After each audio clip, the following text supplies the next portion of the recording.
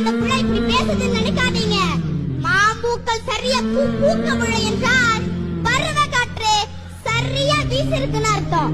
கற்ற அறிவு மறந்து போகும், ஆனால் பட்ட அறிவு மறந்து போகாது. உலகத்தில் வேளாண்மையை கைவிட்ட அனைத்து நாடுகளும் பிச்சை எடுத்துக் கொண்டிருக்கிறது. அந்த நிலைமை நமக்கு வந்துவிடக் கூடாது. இங்கு தொழில் வளர்ச்சின்னு சொல்றீங்களே, நல்லா வேலை பார்த்தா சம்பளம் கிடைக்கும். சம்பளம் கிடைச்சா நல்லா சாப்பிடலாம். அப்ப சாப்பாடு எங்க இருந்து வருது? யாருக்குமே பதில் இல்ல.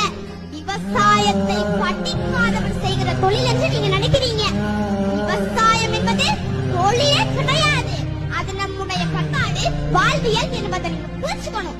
விவசாயத்தை படிக்காதவன் செய்கிற தொழில் என்று நீங்க நினைச்சீங்கன்னா, படிச்சவனுக்கெல்லாம் பசிக்காதான்னு கேட்டா பதில் இல்ல.